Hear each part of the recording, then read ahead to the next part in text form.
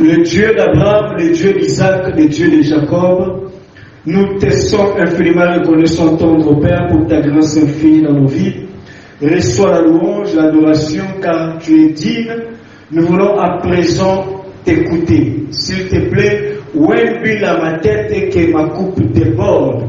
Que la parole qui va sortir ce soir puisse contribuer à la vie spirituelle d'un homme et que cela produise des fruits dignes de la repentance.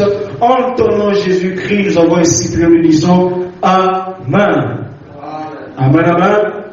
Et bien aimés, sans plus tarder, nous voulons continuer notre enseignement que nous avions commencé il y a de cela 3 dimanches, je crois.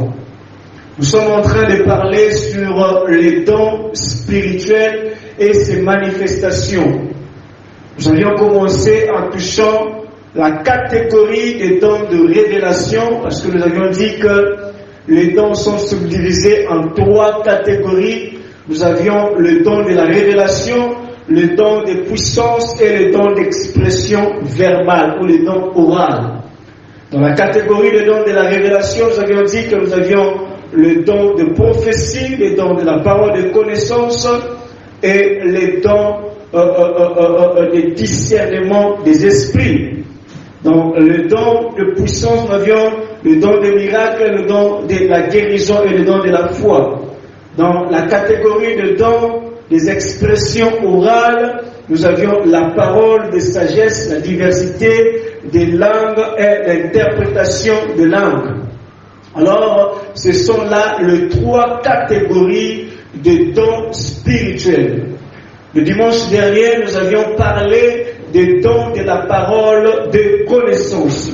Aujourd'hui, nous allons continuer. Nous avions défini les dons spirituels comme étant le don spirituel comme étant la capacité surnaturelle que Dieu donne à tous ceux qui sont baptisés du Saint-Esprit pour édifier l'Église. Donc, les dons spirituels sont des capacités surnaturelles que Dieu donne à tous ceux qui sont baptisés du Saint-Esprit pour l'édification et l'utilité commune. C'est ça le don spirituel.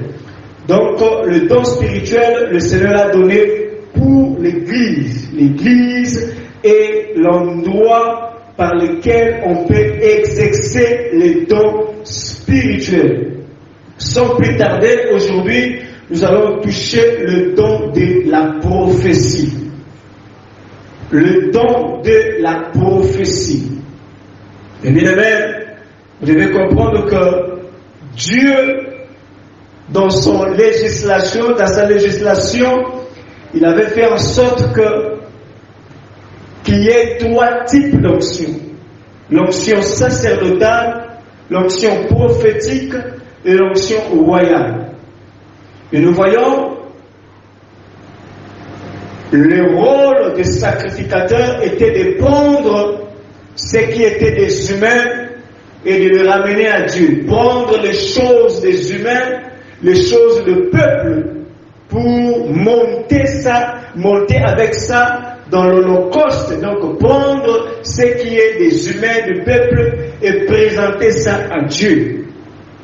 Tandis que le rôle de prophète, c'était de prendre ce qui était de Dieu et de le présenter au peuple. En d'autres termes, le sacrificateur, il habitait au milieu du peuple. Il mangeait avec le peuple et il prenait ce qui était du peuple et il donnait ça à Dieu. Mais tandis que le prophète vivait dans la montagne, dans la brousse, dans la forêt, spécialement dans la montagne, il prenait ce qui était de Dieu et il amenait ça sur la terre. Et le roi, avec l'onction royale, s'occupait du côté administration de peuple, la vie quotidienne de peuple. Par là, nous comprenons que le rôle de monter et de descendre, le sacrificateur prenait du peuple, ramenait ça à Dieu, le prophète prenait de Dieu et ramenait ça sur la terre. Mais dans ce temps où nous sommes, le Seigneur a fait don à l'église qui est le ministère. Alors le ministère, ils ont le rôle de prendre de Dieu, de ramener ça sur la terre, et de prendre sur la terre, de ramener ça à Dieu. Donc, c'est le rôle de Christ qui avait fait. Donc, prendre le salut, et ramener ça sur la terre, et prendre le peuple, ramener-le pour le ramener auprès du Père. Amen, amen. Très, très important. Donc, j'étais en train de dire, nous sommes en train de parler du don de la prophétie. Alors, la prophétie, c'est quoi? Par définition, j'aimerais donner donner une définition pour nous permettre d'aller plus rapide. Je ne vais pas entrer dans l'étymologie de l'étymologie des noms. Plutôt, j'aimerais être pragmatique. Alors, quand nous prenons la prophétie, il y a le préfixe pro qui veut dire avant ou devant, du devant. C'est-à-dire que la définition de la prophétie, c'est prédire l'avenir. C'est-à-dire que prédire ce qui va arriver, parler des choses arrivées. Voilà pourquoi vous allez remarquer dans le préfixe pro, quand on parle de pro, c'est toujours quelque chose à venir. Par exemple, un projet. Un projet, c'est quelque chose à venir. C'est un plan d'avenir. Par exemple, le programme, c'est quelque chose, projection, prolongation, c'est-à-dire que c'est quelque chose d'avance. Le préfixe pro veut parler tout simplement de ce qui va arriver. Nous avions le Fessi qui est la parole de Dieu. Donc, dans la déduction grecque. Alors, la prophétie n'est rien d'autre que la parole prononcée de Dieu. Alors, pendant mon enseignement, je vais scinder cela en 3 parties. La première partie, je vais parler du rôle de la prophétie. Quel est le rôle de la prophétie? Ça, c'est le point 1 que je vais toucher. Le point 2, je vais toucher, c'est l'ordre dans la préséance. L'ordre dans la préséance, c'est le point B que je vais toucher aujourd'hui. Et le point 3, c'est là où je vais clôturer mon enseignement, c'est prophétiser selon l'analogie de la foi. La prophétie selon l'analogie de la foi. Donc, premier point, je vais parler du rôle de la prophétie. Deuxième point, je vais toucher l'ordre dans la préséance. Et troisième point, j'aimerais toucher prophétiser selon l'analogie de la foi. Alors, mes bien-aimés, la première des choses que vous devez comprendre, il y a une grande différence entre le ministère des prophètes et le don de prophétie. Le ministère des prophètes, donc un prophète des ministères, et celui qui a les dons de la prophétie. Si vous arrivez déjà à faire la balance de ces deux choses, alors c'est déjà un grand pas de la connaissance. Rapidement, comme définition, le ministère des prophètes, c'est un ministère d'autorité.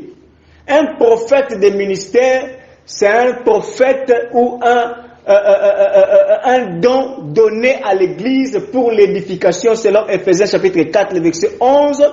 Il y a 5 dons ministériels que Jésus a donnés à l'Église. Nous avions l'apostolat, l'apôtre, l'évangéliste, le doctorat, le docteur, le pasteur et le prophète. Alors, il n'y a pas un petit ministère, il n'y a pas un grand ministère. Comme aujourd'hui, on a l'habitude de dire, l'évangéliste, c'est comme le ministère du début, après tu deviens pasteur, après tu deviens docteur, après tu vas finir apôtre ou prophète. Non. Tous les ministres sont égaux. Tous les ministères sont égaux. Il n'y a pas un grand ministère et il n'y a pas non plus un petit ministère.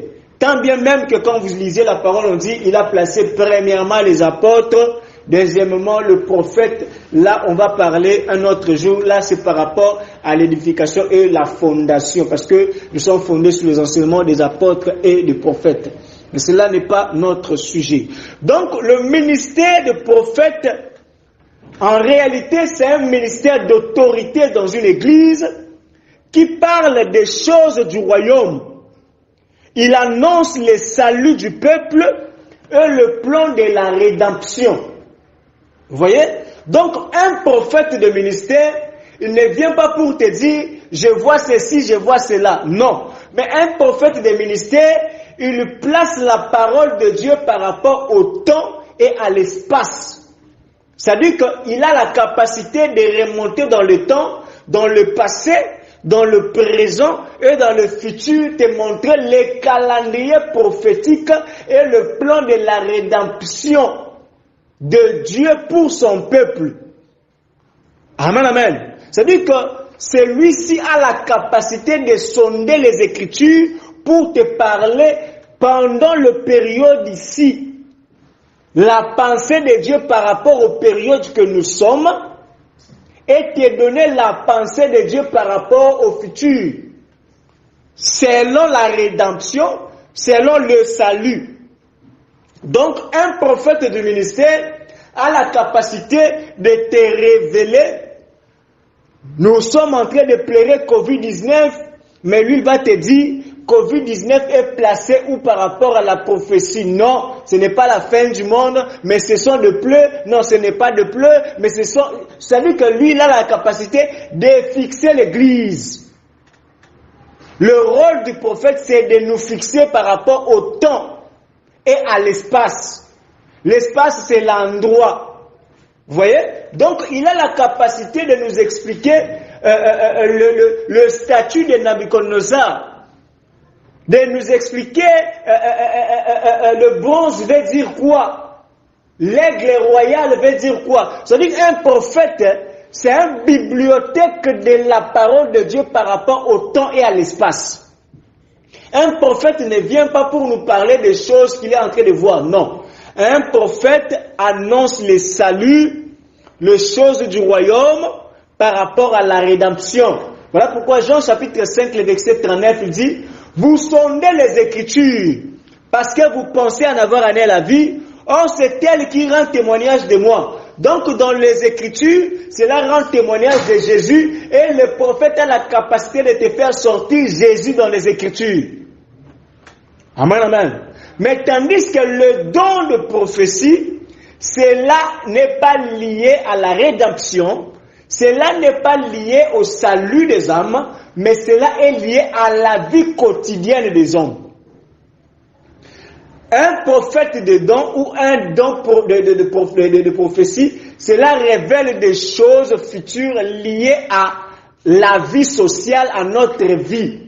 Mais tandis que le ministère ne parle pas de vie des hommes, il parle que de Christ. Est-ce que cela est clair? Amen, amen. C'est-à-dire que nous avons le ministère prophétique ou le ministère des prophètes, nous avons le don de la prophétie et nous avons aussi les temps prophétiques. Les temps prophétiques qui veut tout simplement dire les temps de la fin. Pourquoi? Parce que si vous lisez Joël chapitre 2, le verset 28, c'est une prophétie qui dit: au dernier jour, je répandrai mon esprit sur toute chair. Vos filles et vos fils prophétiseront, les vieillards auront des songes. Le songe n'est pas le don spirituel, je l'avais parlé la fois dernière, c'est un moyen, un canal de message. Alors, nous voyons cette prophétie s'accomplir dans le livre des Actes chapitre 2, le verset 17. Alors, c'est ce que le Seigneur avait prédit, c'était accompli. Depuis lors, Actes chapitre 2, le verset 17, jusqu'à aujourd'hui, nous sommes en train de vivre l'accomplissement de la prophétie de Joël. En d'autres termes, l'église du temps de la fin, c'est une église prophétique. En d'autres termes, la prophétie est permanente. Nous tous, nous pourrions prophétiser. Ah, ici, je ne suis pas en train de parler des dons de la prophétie, mais je parle de ces temps prophétique qui est ouvert pour tous. Le Seigneur n'a pas besoin de passer par un prophète pour nous parler, n'a pas besoin de passer seulement par un apôtre ou par celui qui a le don de la prophétie. Non, nous sommes une église prophétique. Nous tous, nous avons la capacité de prophétiser. L'apôtre Paul est allé même plus loin qu'en disant que si vous avez la prophétie autour des rôles, que chacun prophétise et que les autres écoutent. Ça veut dire qu'on prophétise autour des rôles. Cela revient à dire que tous nous pouvons prophétiser. Mais cela n'est pas le don prophétique ou le don de la prophétie, mais c'est lié par rapport au temps. Donc nous disons que dans l'ancienne alliance, le ministère prophétique ou le service du prophète était lié aux gens qui avaient reçu l'Esprit de Dieu sur eux. Alors nous avons le prophète, le psaume et les apôtres. En d'autres termes, la loi, le psaume et le prophète. La loi, le psaume et le prophète. La loi, le psaume et le prophète. Mais toutes ces choses-là, nous sommes en train de l'appeler dans un gros mot, la prophétie. Et bien aimé, un prophète de ministère a la capacité de pouvoir prendre les Écritures, comme je venais de dire tantôt, et de nous faire révéler Jésus-Christ. Pourquoi? Parce que toutes ces choses-là qui ont été écrites, c'était juste l'ombre. Les Daniel sont des prophètes. Les Samson, ils sont des prophètes. Amen, amen. Ça dit que les Abel, les histoires que vous écoutez là, ils sont des prophètes. Je vais lire des passages, Genèse chapitre 20. Genèse chapitre 20, je prends le verset 7. Il est écrit,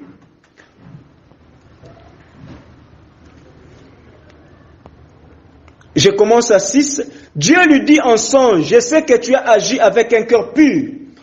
Aussi t'ai-je empêché de pécher contre moi. C'est pourquoi je n'ai pas permis que tu la touchasses. Maintenant, rends la femme de cet homme, car il est prophète. Il priera pour toi et tu vivras. Mais si tu ne le rends pas, sache que tu mourras, toi et tout ce qui t'appartient. Ici, on parle de l'Abimelech. Abimelech, c'est un roi. Ils sont partis à un moment, ils arrivaient quelque part. Alors, quand ils sont arrivés là, Abraham disait à sa femme, c'est ma sœur. Il dit à Abimelech que Sarah c'est sa sœur. Abimelech dit, oh, c'est pas un problème. Abimelech, donc Abraham a menti à Abimelech que Sarah était sa sœur. Mais en réalité, Sarah était sa femme. Tant bien même que c'était une demi-vérité. Pourquoi? Parce que Sarah était aussi sa demi-sœur. Alors, quand Abimelech était là dans son songe, le Seigneur est venu parler à Abimelech que attention, rends la femme de cet homme, car c'est un prophète. Amen, amen. Maintenant, rends la femme de cet homme, car il est prophète. Il priera pour toi. Alors, qui peut me dire la prophétie d'Abraham? Une des prophéties que tu connais qu'Abraham a commencé à prophétiser. Ainsi parle l'Éternel. Il n'y en a pas. Mais ici, Dieu lui-même est en train d'appeler Abraham qui? Prophète. Vous voyez? Donc, le ministère prophétique a la capacité de pouvoir prendre ces choses-là pour nous donner la lumière. Donc, tous ces mondes-là, ils étaient en train de prophétiser par leurs gestes, par leurs moyens de faire, par leurs actions et réactions. Alors ne sois pas comme le pasteur Cass qui va aller prendre beaucoup de femmes jusqu'à ce de tomber à une petite enfant de 14 ans, sur ses 15 ans, pour dire que non, la polygamie est permise de Dieu. Voilà pourquoi Jacob avait 2 femmes, Léa et Rachel après. Non! Toutes ces choses-là, c'était des allégories. En d'autres termes, Jacob, c'est aussi un prophète.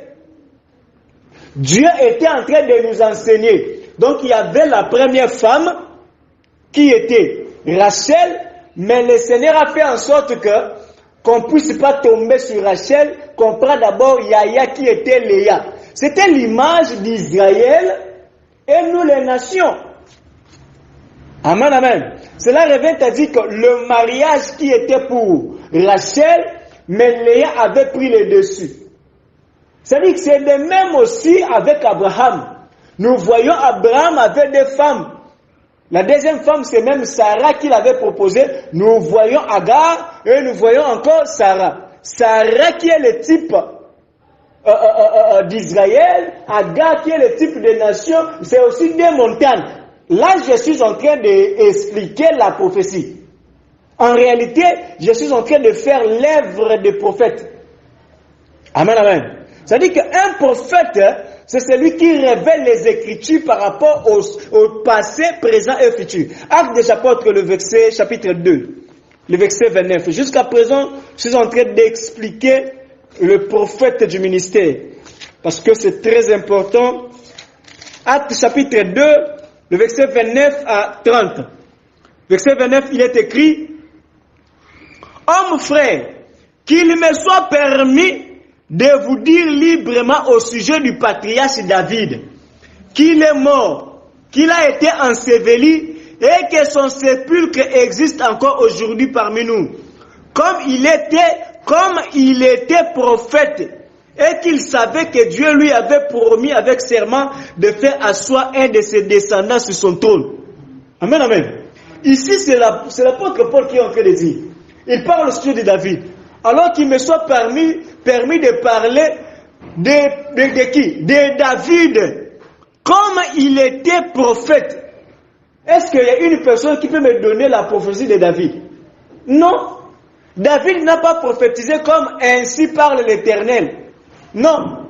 Mais cependant, le geste de David était une prophétie. Les réactions de David étaient une prophétie.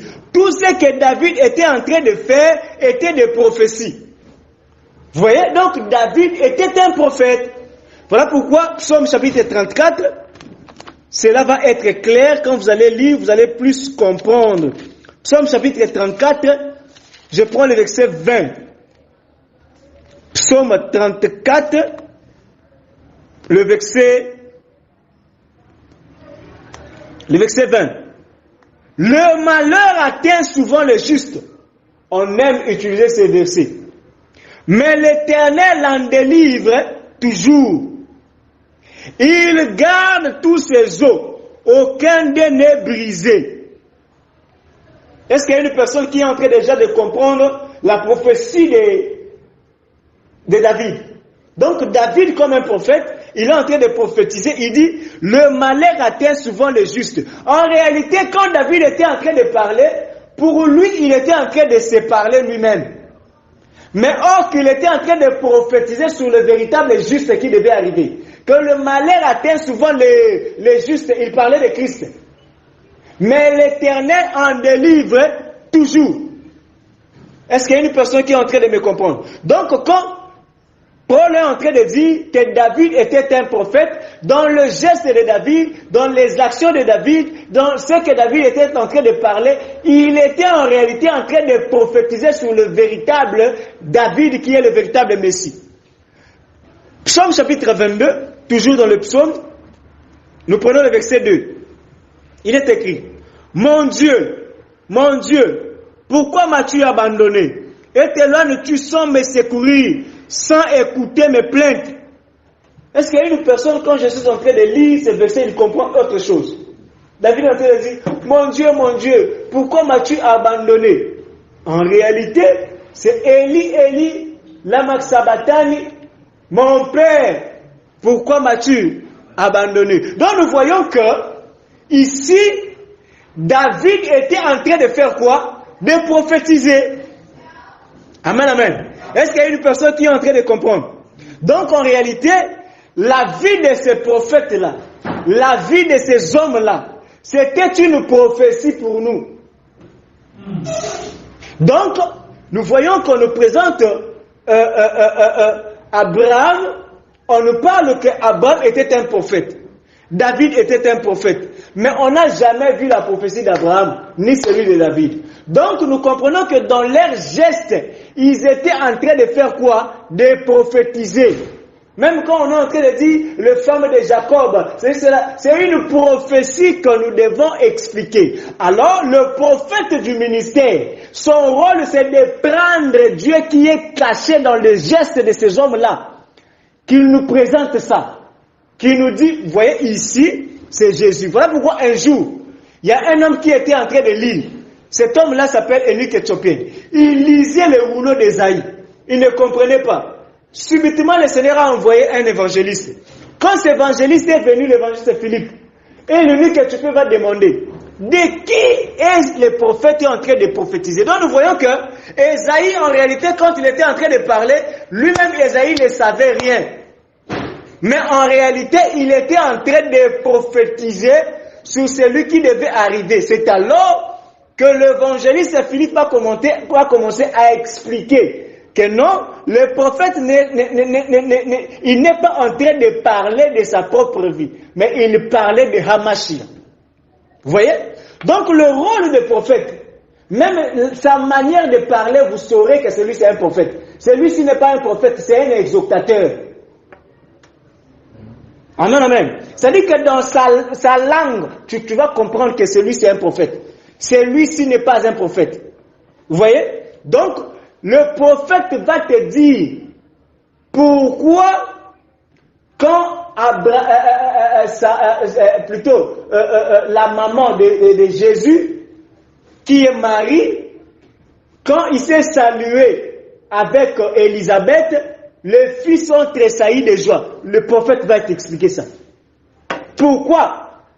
Quand les deux prophètes là sont... Parce qu'en réalité, quand tu vois Marie et Élisabeth, c'est salut. En réalité, c'est la prophétie d'Ésaïe et Malachie qui se croisent. Alors un prophète a la capacité de t'expliquer qu'est-ce qui était passé là. Là. Il n'est pas là pour te dire je vois. Non.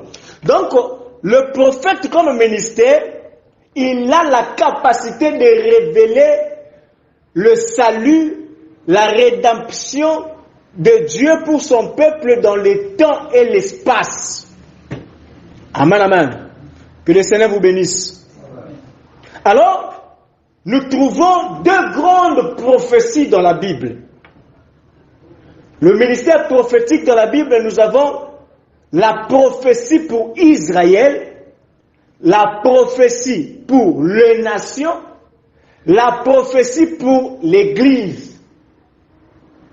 Je répète, il y a dans la Bible que nous lisons, il y a la prophétie pour les nations, il y a la prophétie pour Israël et il y a la prophétie pour l'Église. L'Église sont ceux qui sont sortis, et que ce soit des nations ou d'Israël, ceux qui ont cru en Jésus, ils sont formés l'Église. Jusqu'aujourd'hui en Israël, il y a aussi ceux qui sont appelés l'Église, ceux qui vivaient les temps messianiques. Amen, amen. Ça veut dire qu'il y a certaines prophéties, ça n'a rien à voir avec le Congo. Ça n'a rien à voir avec nous. Par exemple, je vais vous donner Actes des Apôtres, chapitre 15, le verset 14. Actes des Apôtres, chapitre 15, le verset 14.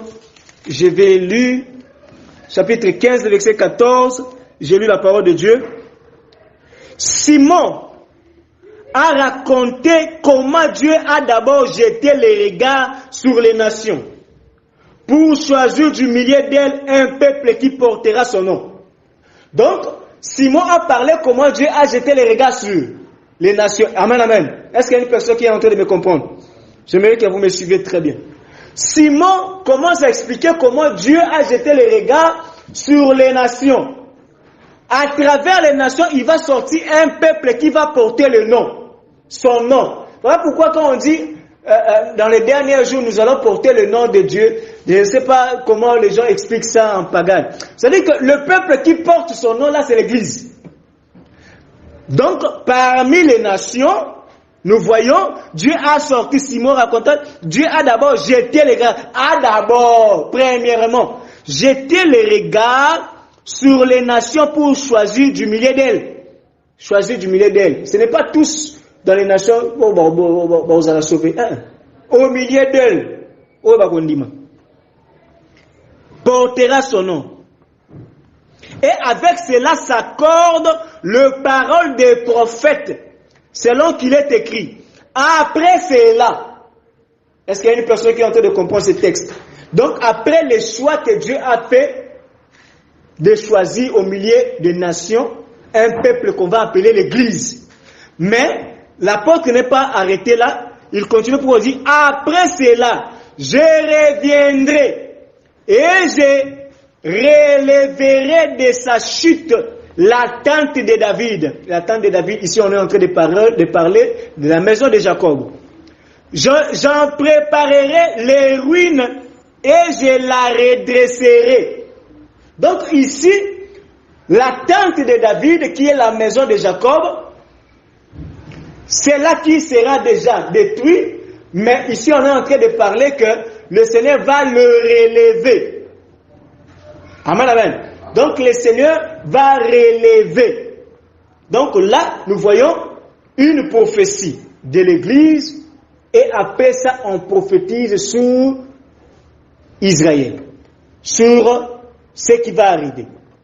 Voilà pourquoi vous allez remarquer aussi dans le livre de Malachie, on parle une prophétie qui est liée à Israël. Malheureusement, parce qu'il y a un prophète qui a pris cette parole pour le faire sienne.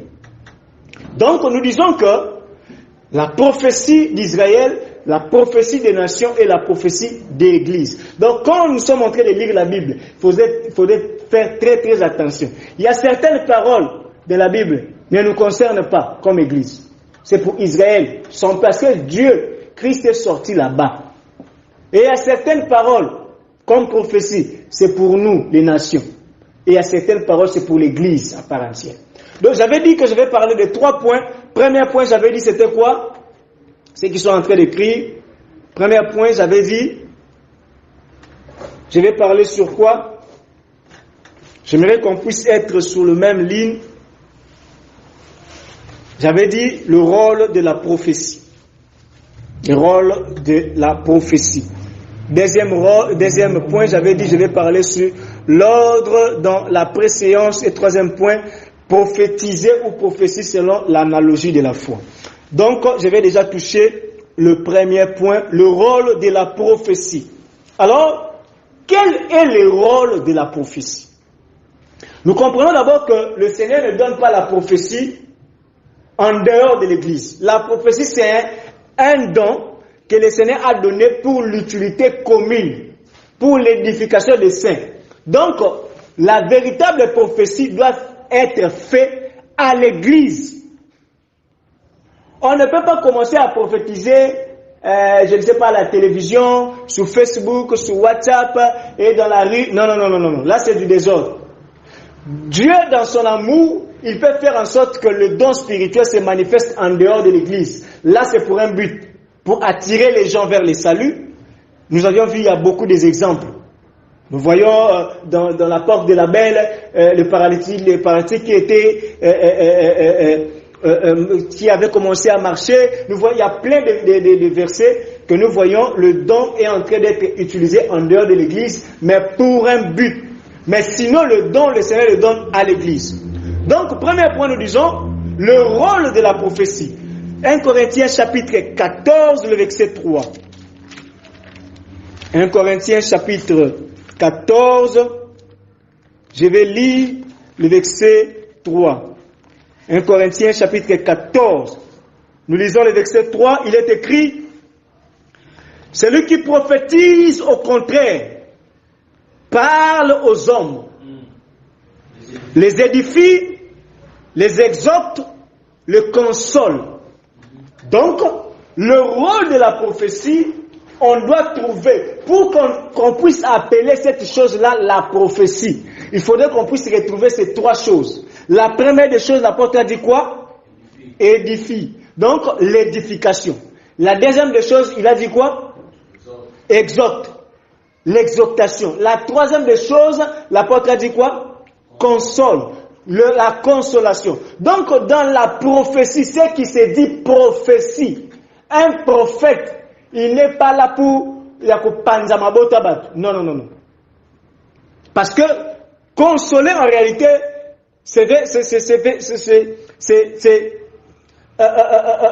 parler à celui qui a de la douleur, des soucis. Rallumer encore l'amour et la foi à cet homme-là. C'est-à-dire que la prophétie a pour but de vous consoler. Amen, amen. Regardez, il y a des choses que le Seigneur va faire. Tu vas passer par des combats. Il y aura une personne qui va s'élever à Kokosolo Makambu. Mais le Seigneur dit, il sera avec toi. Même quand tu vas passer par l'ombre de mort là. C'est ça la prophétie. Ils sont en train de faire quoi? De te consoler. Et alors, quand tu vas vivre ces choses-là, déjà, dans le milieu de la souffrance, voilà pourquoi la prophétie, les apôtres, même quand ils étaient persécutés, ils faisaient quoi? Ils riaient, ils étaient dans la joie. Au milieu de la persécution. Pourquoi? Parce qu'ils savaient que la prophétie a été annoncée, que nous allons vivre ces choses. C'est-à-dire qu'ils ne sont pas, ils ne sont pas surpris. Donc, nous voyons que la consolation est l'apanage de la prophétie. Ésaïe chapitre 38, le verset 45, venir à la maison, nous voyons le Seigneur est en train de consoler Ézéchias après avoir dit que tu vas mourir. Amen, amen. Donc la deuxième des choses, nous voyons quoi? L'exhortation. Dans la prophétie, il y a aussi l'exhortation. L'exhortation, c'est encourager. Amen, amen. C'est montrer les avantages. C'est-à-dire que donner l'espoir. Le rôle de la prophétie, c'est de montrer l'espoir. Il y a encore de l'espérance pour toi. On est en train de vous exhorter. C'est-à-dire que quand je commence à prophétiser, je parle des choses qui est en train de pouvoir te consoler et de pouvoir t'exhorter. Celui qui cite les noms de tes parents, de tes arrière-parents, il n'est pas un prophète et cela n'est pas une prophétie. Je l'avais dit quand on avait parlé de la parole de connaissance.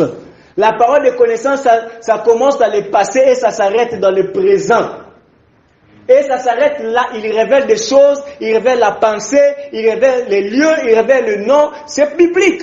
On peut révéler même les noms, on peut révéler Bisiko Vandaka, emplacement Ndako Nabino, problème était, c'est biblique. Mais et après, il faudrait que cela soit suivi d'un autre don. C'est alors on avait parlé, ça peut être le don de la prophétie, ça peut être le don de la foi, de la guérison, ça peut être le don.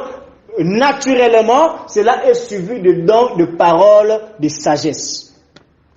Amen, amen. Pourquoi? Parce qu'il faudrait que cela puisse orienter. Parce que la parole de connaissance, comme la prophétie, a pour mission aussi de nous orienter, de nous montrer la voie. Alors, nous avions besoin de dons de la parole de sagesse qui est tellement important pour nous. Donc, nous disons que la deuxième des choses, la prophétie doit exhorter. Quand je te dis, papa, je vois au Latika le soya rouge Bordeaux, ça t'exhorte en quoi? Ça t'exhorte en quoi et ça te console en quoi? La troisième des choses qu'on a dit là-bas, la prophétie doit édifier. Le verbe édifier, en réalité, tire sa source dans l'édification. Édification, édification, c'est en fait bâtir. Hein? Amen. Vous allez remarquer ça dans Ephésiens chapitre 2, le verset 20. Il dit, nous sommes édifiés sur les enseignements des apôtres et des prophètes. Nous sommes bâtis en fait. Donc le verbe édifier, c'est le verbe bâtir. Verbe bâtir, c'est le verbe construire. La prophétie doit construire ta vie, doit construire ton avenir, doit construire des familles et non diviser des familles. Je ne peux pas te donner une prophétie pour te séparer de ton fiancé et pour te donner un autre fiancé. Non. Amen, amen. C'est-à-dire que la prophétie est fondée par te bâtir, te construire. Toutes ces choses-là, ce sont l'apanage de la prophétie. Et la prophétie oriente. J'avais dit que le parole de connaissance, c'est le passé et le présent.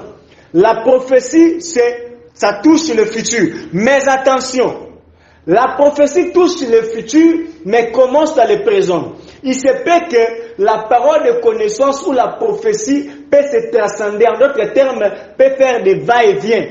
on peut retrouver la parole de connaissance pendant qu'on est en train de prophétiser pour toi. On peut retrouver aussi la parole de prophétie pendant qu'on est en train de donner la parole de connaissance. C'est les dons qui se marient, qui marchent de pair. Voilà pourquoi vous avez remarqué, il y a comme le don de guérison et miracle. Donc dans la guérison, on peut retrouver aussi les miracles. Vous voyez? Par les miracles, on peut retrouver aussi la guérison. Vous voyez? C'est-à-dire que tu peux venir avec un problème foie, par exemple, aux problème à foie, bah ici au foie na yo, eza bousier, ko eteli, ozo kufa. J'ai prié pour toi. Foie na yo ekomi ya sika, lokola mwana oti ko botama. Dites-moi, c'est une guérison ou c'est un miracle? Amen, amen. Vous voyez? Donc, on est obligé de dire, d'autres personnes vont dire que c'est une guérison, c'est un miracle. Est-ce que c'est un miracle? Oui. Parce qu'en réalité, les docteurs vont te dire que non. Jamais Moutoua Sida à Koko Bimaboye. C'est impossible. C'est un miracle. Mais est-ce que c'est une guérison? Oui. Vous voyez? Là où la guérison et le miracle marchent de pair. Mais à travers cet enseignement, tu seras faire l'apanage. Donc nous disons que des fois la parole de connaissance peut aller dans le terrain de la prophétie. Des fois la prophétie peut venir dans le terrain de la parole de connaissance. Pourquoi? Parce que la prophétie en réalité c'est comme une promesse. Il n'y a pas eu une promesse dans le passé. Ce qui n'a dit papa n'a pas son bon à 18 heures. C'est une promesse. Mais bon on a 18 heures. Et la kawane bandi ko banda sikoyo. Donc commençons par maintenant. Jusqu'à 18 heures. Tu es toujours dans quoi? Dans la ligne prophétique. Est-ce qu'il y a une personne qui est en train de me comprendre? En d'autres termes, Habakkuk chapitre 2, le verset 2 est en train de dire, j'étais à mon poste et je veillais. C'est-à-dire pour voir la prophétie qui est en train de marcher. C'est-à-dire que la prophétie est en train de marcher jusqu'à son accomplissement. Donc, pendant que Dieu a déjà annoncé la prophétie, ça rentre dans la ligne prophétique, dans la ligne de compte. Voilà pourquoi j'avais dit autrefois quand je prêchais ici que le passé de Dieu c'est notre présent. Quand Dieu te promet, en réalité il t'a déjà donné. Amen, amen. C'est-à-dire que quand Dieu te promet, il te donne aussitôt. Mais c'est à nous de pouvoir marcher dans la ligne prophétique et de toucher ce que Dieu nous avait promis. Amen, amen. Nous allons lire Actes chapitre 13, le verset 2, pour voir comment la prophétie travaille. J'ai dit, le rôle de la prophétie, c'est de nous orienter et de nous édifier, plutôt exhorter et consoler. Nous allons voir aussi l'exhortation et l'orientation. Acte 13, le verset 2. J'ai lu la parole de Dieu, verset 2. Pendant qu'ils servaient le Seigneur dans leur ministère et qu'ils gênaient, le Saint-Esprit dit, mettez-moi à part Barnabas et Saul pour l'œuvre à laquelle je les ai appelés. Nous voyons ici, le Seigneur est en train d'orienter son Église pour l'œuvre par laquelle il les a appelés. C'est le futur, la prophétie. Mais il est en train de pouvoir faire quoi? De les orienter. Nous voyons, la prophétie amène aussi la crainte de Dieu dans une église. Acte chapitre 5, le verset 1er, nous voyons Ananias et Saphira.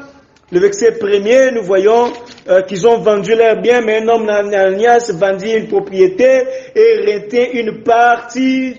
Donc si vous lisez jusqu'en bas, vous allez voir la conséquence de ces choses. Mais quand nous allons voir dans l'agissement, en réalité, c'est la parole de connaissance. Nous l'avons expliqué. C'est-à-dire que l'apôtre a connu des choses qu'ils ont fait. Mais quand vous allez lire dans le verset 11, vous allez comprendre que une grande crainte s'empara de toute l'assemblée et de tous ceux qui apprirent ces choses. Nous voyons la conséquence des dons de prophétie comme la parole de connaissance. Amen, amen. Alors, est-ce que on peut aussi prophétiser dans le présent? Quand j'avais dit, la prophétie touche le futur, mais ça recule aussi parce que comme ça marche, donc la prophétie commence dès le présent quand on a prophétisé, ça rentre dans la ligne des temps. Donc, est-ce qu'il y a des témoins qui attestent que dès le présent, c'est la parole de connaissance ou c'est la prophétie. Je vais donner un témoin ou des témoins pour parler rapidement, pour aller. 1 Corinthiens chapitre 14, là on est en train de parler ces choses. Là, ça serait clair. 1 Corinthiens chapitre 14, le verset 23 à 25. 14, le verset 23, il est écrit: si donc dans une assemblée de l'église entière, tous parlent en langue, et qu'il survienne des hommes du peuple ou des non-croyants, ne diront-ils pas que vous êtes fous? Mais si tous prophétisent, et qu'il survienne quelques non-croyants ou un homme du peuple, il est convaincu. On a dit, mais si tous fait quoi? Prophétisent. Et qu'il survienne quelques non-croyants ou un homme du peuple. Il est convaincu par tous. Il est jugé par tous.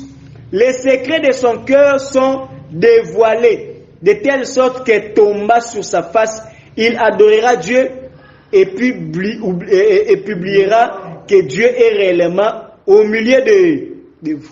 Ici, on est en train de parler de quoi? De la prophétie. Mais on dit dans la prophétie, là, si un homme, un païen rentre dans l'église et on commence à parler les secrets de son cœur, il trouve, c'est comme ça. Alors il va tomber en publiant la grandeur de Dieu. Là, c'est parole de connaissance ou prophétie. Vous voyez, là où je veux dire que la parole de connaissance, ça peut s'embrasser avec la prophétie. Parce que ce qu'il vient de faire là, quand le dimanche passé on avait parlé, on avait dit que c'était quoi? La parole de connaissance. Ça révèle le lieu, ça révèle les circonstances, ça révèle les noms, ça révèle quoi? L'identité, ça révèle même l'état moral, ça relève même le secret de nos cœurs, la pensée. Mais ici, on est en train de parler des secrets du cœur, qui est la pensée, mais on dit qu'on prophétise, c'est dans le présent. Donc, il faudrait faire la part des choses, que le Seigneur nous bénisse. Deuxième point, j'avais dit, c'est quoi? L'ordre dans la préséance. C'est très important car notre Dieu, c'est un Dieu d'ordre. Il faudrait aussi que la prophétie ou le ministère puisse mettre de l'ordre pendant la prophétie. 1 Thessaloniciens chapitre 5, les versets 20 à 21. 1 Thessaloniciens chapitre 5, je vais lire les versets 20 à 21. Amen, amen. Je commence même par le verset 19. Ne teniez pas l'esprit. Ne méprisez pas les prophéties. Mais examinez toutes choses. Retenez ce qui est bon. On dit, ne tenez pas l'esprit. Laissez la mouvance de l'esprit se manifester. Alors, dans la deuxième des choses, on dit, ne méprisez pas les prophéties. C'est-à-dire, ne prenez pas à la légère les prophéties. Mais ensuite, on dit, prenez ce qui est bon. Donc, dans la prophétie, il peut aussi sortir quelque chose qui n'est pas bon, entre parenthèses. En d'autres termes, il peut aussi sortir quelque chose qui n'est pas édifiant, entre parenthèses. Prenez ce qui est bon. Mais dans quoi? Dans la prophétie. Donc là déjà nous sommes en train de nous fixer par rapport à l'ordre. Alors, l'ordre dans la préséance, c'est le ministère qui l'apporte. Le ministère oriente. Parce que le ministre a pour rôle d'orienter. Un ministre doit savoir ce que tu as comme don et comment tu dois exercer cela. Alors, il est là aussi dans l'église pendant le culte pour ordonner les choses. Nous étions à la montagne, je ne me souviens plus, un jour, nous étions à la montagne, pour ceux qui sont habitués à la montagne, Papa Trésor est là, le pasteur Delva, Maman Vicky. On est en train de prier, subitement, une sœur est saisie par l'esprit. Cette sœur a commencé à parler de la langue, commencé à parler dans la nouvelle langue. Et subitement, la sœur en question, poussée par le Saint-Esprit, je suis en train de dire, parce qu'il était baptisé par qui? Par le Saint-Esprit. Il a commencé à imposer les gens les mains. elle vient, elle impose les mains chez une maman dans son ventre, elle impose les mains, elle commence à imposer les mains. Alors, qu'est-ce que moi j'avais fait en tant que ministre? L'esprit du prophète est soumis au prophète. Je l'ai arrêté. Je l'ai arrêté. Il y a d'autres personnes qui diront, mais comment apôtre Akangi mouvance sur Saint-Esprit? Je sais qu'il y avait beaucoup de gens qui, c'est pas la dité. N'a pas de plus rien. Yango alinka ka yem to sala service. Mon mo centre pendant sala boye yakati mon centre. Monsieur Koloba non, azala komi kitisate. D'autres personnes peuvent dire que non, l'apôtre ne veut pas laisser d'autres dons s'exprimer. Chacun peut interpréter à sa manière. Mais qu'est-ce que moi j'avais fait? Ce que j'avais fait, c'était pour le bien de cette sœur, et puis de deux, pour le bien de l'église. En d'autres termes, le bien de ceux qui étaient à la montagne. Pourquoi? Parce que l'imposition de main, c'est tout un ministère qu'elle était en train de rendre. Alors, si elle n'est pas préparée spirituellement, elle peut avoir des retours négatifs dans sa vie. Amen, amen. Voilà pourquoi la Bible est en train de dire, ne vous précipitez pas à faire quoi? À imposer les mains. Ne participez pas au péché des autres. C'est-à-dire que quand nous sommes en train d'imposer les mains, on est en train de transmettre la chose. Mais attention, tu peux transmettre la chose, tu peux aussi recevoir la chose. Ne soyez pas excités d'imposer les mains. Pourquoi imposer ma boko au Miloukelinga? Je connais une église à Mukondo Mazala. Dans le moment de répétition, un frère là répétait Sarabatou, maestro. Le quoi, la répétition, adoration, l'Esprit du Seigneur a commencé à se manifester. Lui, il a commencé à imposer les mains. Quand il a imposé les mains à une sœur, la sœur là avait des sirènes des eaux. Directement, l'Esprit a commencé à se manifester. Ah, mais je te dis, mon frère, c'était grave. Il lui fallut qu'on puisse appeler les pasteurs pour arriver. Nous, on n'était pas là.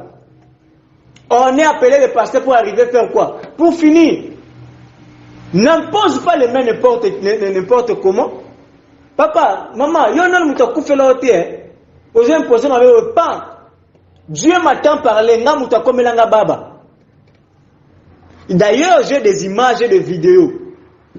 J'ai des images. J'ai dit, j'ai des images et des vidéos dans la maison. Cette sœur-là était une sirène des eaux.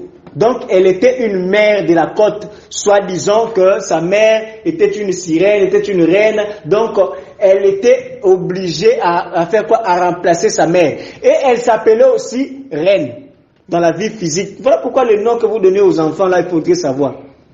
C'est-à-dire, pendant que moi, j'étais en train de prier, elle était tombée dans une rivière, dans un fleuve qu'on appelle Pont du Doué, vers le sud de Bakongo. Elle était devenue muette complètement. Alors j'étais en train de prêcher. Le thème de ce séminaire était pourquoi ma souffrance est-elle continuelle. J'ai fini de prêcher. Cette sœur était toujours là. On a commencé le deuxième culte. On a libéré les gens à 20h. C'est jusqu'à 22h pour qu'on puisse finir cette délivrance-là. Alors, quand ce n'est pas ordonné, on va retomber dans ce genre de choses et vous allez remarquer un désordre dans l'église. 1 Corinthiens chapitre 14, le verset 29. Et heureusement que l'apôtre a tout dit. 1 Corinthiens 14, le verset 29. Il est écrit, pour ce qui est des prophètes, que 2 ou 3 parlent et que les autres jugent. Oh, pour ce qui est des prophètes, on dit bon, pour ce qui est des prophètes, que 2 ou 3 fassent quoi? Parlent et que les autres jugent. Papa, et ça, amen. Et au moment où on m'a dit, quand on a le baboye, il y a un prophète, il y a le baboye, 2 ou 3, tu jugé, tu as dit, ah, prophète, tu as le bindéni, ou bien, on a pas qui m'église. Bible dit que 2 ou 3 fassent comment? Juge. Ce qui est il y a le bio élection aux alatés. Ce que l'élection salami, il faut tout juger, il faut juger. Bible il faut ça tout juger. Que deux ou trois fassent comment? Parle. Et que les autres jugent. Dans les autres que là, bah juger, t'es bah que l'homme bah juger. Vous voyez, si on revient dans ce temps de l'église primitive, je vous dis beaucoup de prophètes là, bah quand on a bango. Oh nazomona étoile moko boy yozomona ngazomona te nazomona est-ce que frère makamlo sinazoloba soki eza solo ba prophète avant soki eza lokuta ba prophète nazomona te ngasoko na sengwa batu nasalo plaisir avance papa te papa vraiment nazo reconnaître te soko yoka soni yoka betanga loko na reconnaître ko bateo te frère osaki bongo poni yokisi mosakoli soni bongo mosakoli tanga ndoko sala kuma nzambe yokisi nani soni awa balobi juge. Vous voyez, Babylone, je suis au bangaka, awa balobi nini. Yo zo sakolela pona ngai, ozomona mama na ngai azala bombo. Nga mama na kufa kina descendre. Sikola le baka amen pona sepelisa yo. Okozelo ko no regretter. Te papa vraiment nazo reconnaître que te maman kufa kina descendre. Ote c'est quoi au lobby maman ozala bombo. Que deux ou trois prophétisent, que les autres fassent comment? Et si un autre qui est assis a une révélation, que le premier c'est test. C'est là que dans une église, nous tous nous pouvons prophétiser. C'est-à-dire que nous avons télémibo, nous avons prophétiser. Si un autre a une révélation, nous avons ça, nous avons dit, il y a télémi. On a dit qu'on fait ça, révélation, orientation. On ne pas orienter wana, que les autres fassent comment? Juge. Car vous pouvez tous prophétiser successivement. Donc dans une église, on peut prophétiser. L'un a commencé, l'autre a commencé, l'autre a commencé. Et successivement, afin que tout soit instruit et que tout soit exhorté. Donc, les esprits des prophètes sont soumis aux prophètes. Car Dieu n'est pas un Dieu de désordre, mais de paix. Comme dans toutes les églises des saints. C'est-à-dire que Dieu c'est un Dieu de paix. Dieu c'est un Dieu d'ordre. Dans tout ce qu'on va prophétiser là, il faudrait que le peuple soit instruit et exhorté. Dans l'église où moi je suis grandi, il y avait une maman. Cette maman-là, dans chaque culte, elle prophétisait toujours.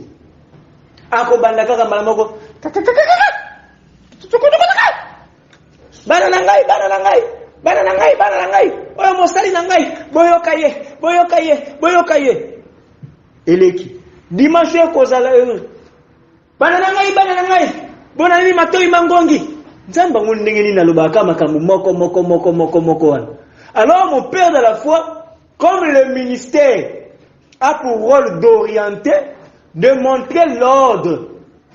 Donc quand la maman là, elle a voulu commencer à prophétiser la dimanche dans le Kataï.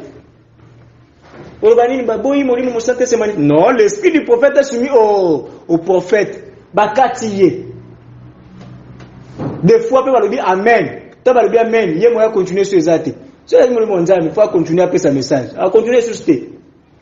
Donc, pour dire que il y a l'ordre dans la préséance. Cet ordre-là, c'est le ministère qui l'impose. Dernièrement, je vous avais donné le témoignage d'une sœur qui a commencé à prophétiser. Ya Roger, na inzambe na yo, ya Roger, na ebisi yo, tika makambo yo zo sala, sinon na ko beta yo, sinon nzamba modèle nini abenga mutu yaya. Ya Roger. Alors le ministère on comprend. Moi je aussi kaza ba problème na ya Roger zo beta biso lo quoi. Le ministère va faire quoi? Va imposer l'ordre dans l'église. Amen. Le troisième point, c'est là-bas que je vais clôturer. Mes excuses, c'est prophétiser selon l'analogie de la foi. C'est là que je vais clôturer. Éphésiens chapitre 2, le verset 20 dit, nous sommes fondés sur les enseignements des apôtres et des prophètes. Donc, prophétiser selon l'analogie de la foi. L'analogie de la foi, en réalité, veut dire quoi? Romains chapitre 10, le verset 7, ça veut dire, on est en train de parler, la foi vient de ce qu'on entend. Si un homme ou une femme est là, il peut nous faire la lecture, on peut aller rapidement comme ça, que ce soit Éphésiens, que ce soit Romains 10, 17, on va aller. Comme ça, moi, je vais prendre Romains chapitre 12, comme ça, on va évoluer. Romains 17, la Bible dit ceci. Si la foi vient de ce que l'on entend, ce que l'on entend vient de la parole de Christ, la parole de Dieu. Donc la foi vient de ce qu'on entend. Mais attention, ce qu'on entend là, qui produit la foi, vient de quoi? De la parole de Dieu. Donc, ce qui peut nous donner la foi, cela doit impérativement venir de la parole de Dieu. Donc, celui qui va prophétiser pour nous ramener dans la foi, il faudrait que cette prophétie-là cadre avec ce qui produit la foi. C'est quoi? La parole. Amen, amen. Romains chapitre 12, le verset 6. Romains chapitre 12, le verset 6. Il est écrit, 1.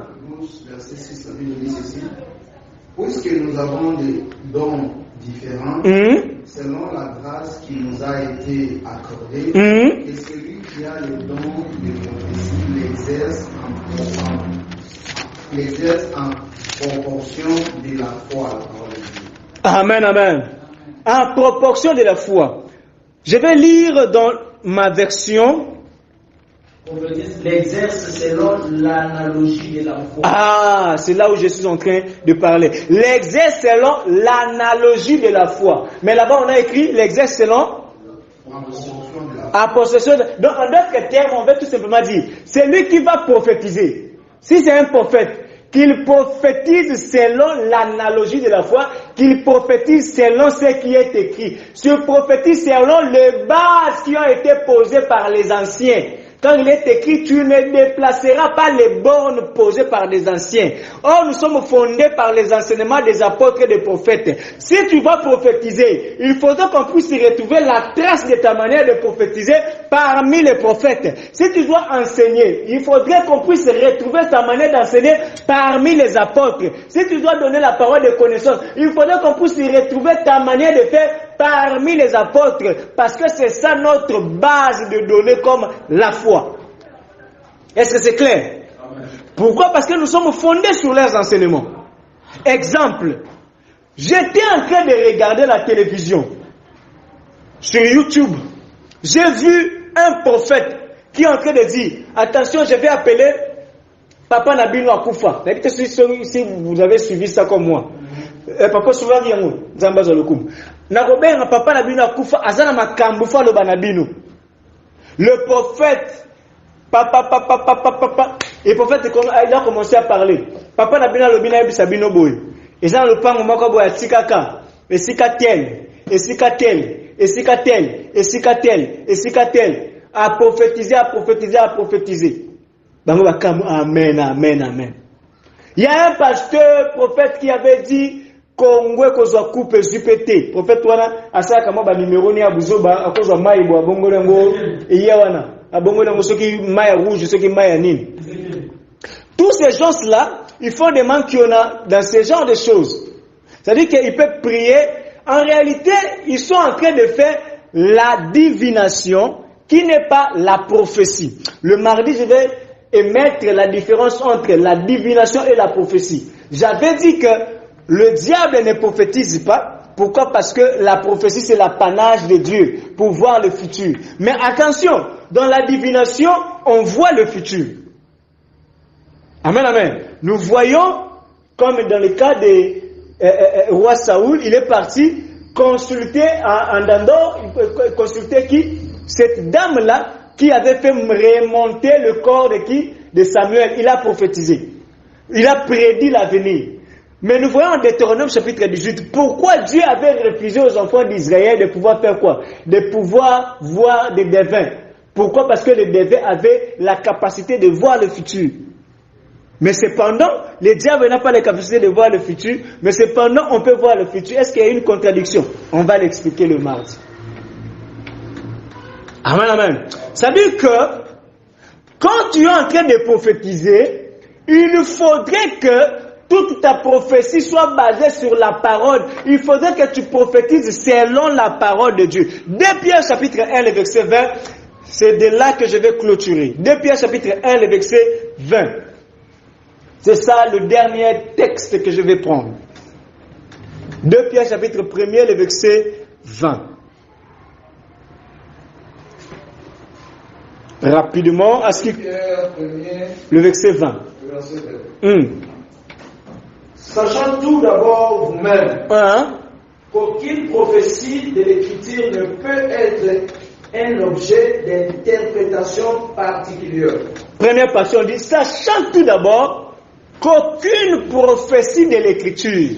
Là, on est en train de parler de ce qui est écrit. C'est-à-dire que quand j'ai parlé de la prophétie au début, j'avais commencé la loi, le psaume et le prophète, les Penthétèques, la Naque, les Tumum. Toutes ces choses-là, ça fait partie de la prophétie. Donc la prophétie, c'est de Genèse jusqu'aux évangiles.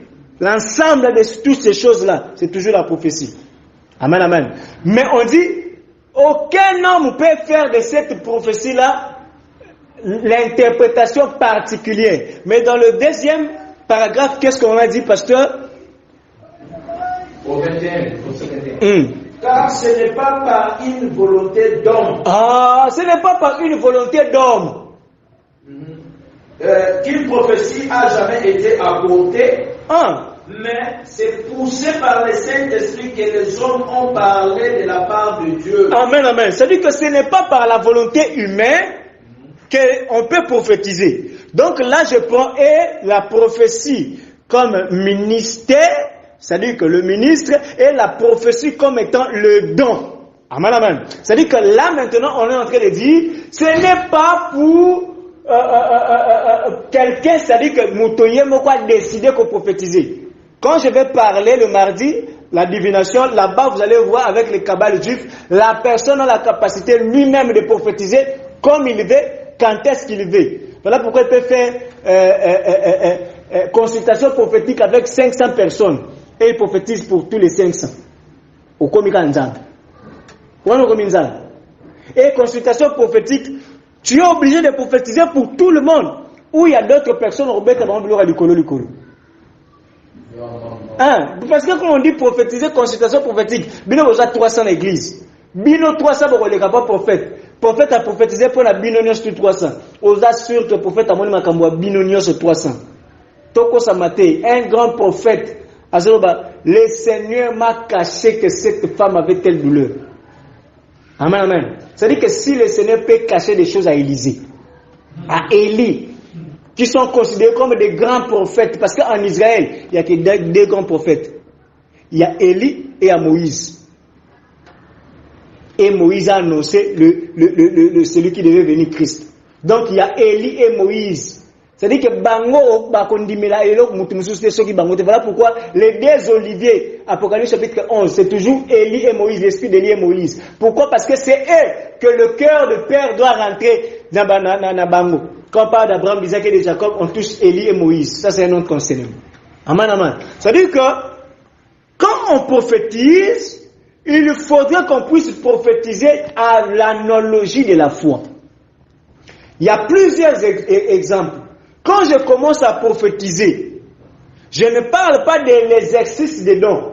Ça, c'est une autre chose. Parce que nous voyons Agabus, qui est venu.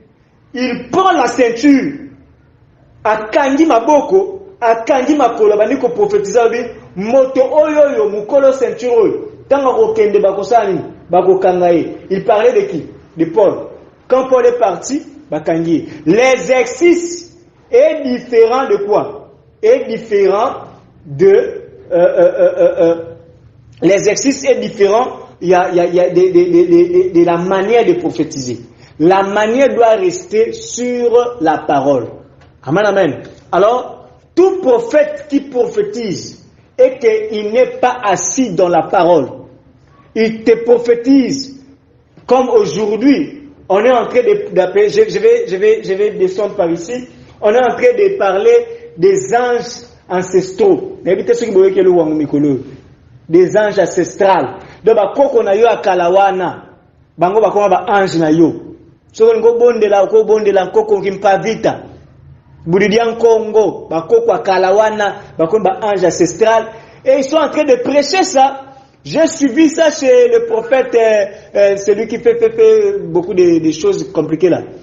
J'ai suivi ça dans son église là. Et ils sont en train de donner la référence comme étant à Bethel, quand Abraham alalaki libanga amonaki escalier. Dans cet escalier-là, les anges montaient et descendaient. C'était des anges qui venaient souterrains, c'était des anges ancestrales. Voilà pourquoi, quand vous êtes en train d'écouter ce genre de pasteur qui se dit prophète en train de prêcher comme ça, tu vas comprendre. Il n'est pas un prophète, en réalité, il a un don. Amen. Il n'est pas un prophète, il a un don de la prophétie, peut-être, où il travaille avec la divination. Parce qu'un véritable prophète, comme nous avions dit au début que le mouvement là, c'est une prophétie. Un véritable prophète va te dire, tu sais qu'est-ce qui s'était passé? Quand Jacob était dormi dans la pierre, pour que l'escalier, il faudrait Jacob libanga. Or, quand on dort sur la pierre, c'est alors qu'il y aura l'escalier. Or, l'escalier là, il dit, aujourd'hui, les anges, c'est-à-dire que libanga, comme révélation, parce que la pierre c'est la parole, sur toi je bâtirai mon église, cela crée quoi? Crée ce que nous appelons l'escalier. Or l'explication de cet adage-là, ou l'explication de cette énigme-là, c'est Christ qui est en train de donner. Il est en train d'appeler Nathanaël. Nathanaël, quand Philippe l'a croisé là, alors Nathanaël, quand tu étais sous le figuier, je te voyais, parole de connaissance. Regardez un juif qui n'a pas de fraude. Il dit, je te voyais. Il dit, oh, mais je vois réellement tu es prouvé. Parce que je t'ai dit que tu étais sous le figuier, c'est alors tu m'as cru. Aujourd'hui, tu verras les anges monter et descendre sur les fils de l'homme. Tandis que là-bas, Jacob a vu les anges monter et descendre où? Sur l'escalier. Ici, Jésus est en train de dire, les anges vont monter et descendre sur les fils de l'homme. Or, en réalité, Christ est le véritable escalier dont les anges doivent monter et descendre. Or, le véritable ange doit vous montrer et descendre, c'est Éphésiens 4:11. Il est descendu les régions inférieures, il a fait don. Il a donné les œufs,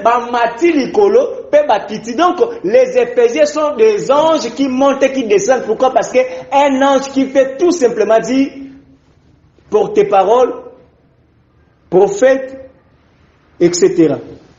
Que le Seigneur nous bénisse. Nous pouvons acclamer la parole de Dieu.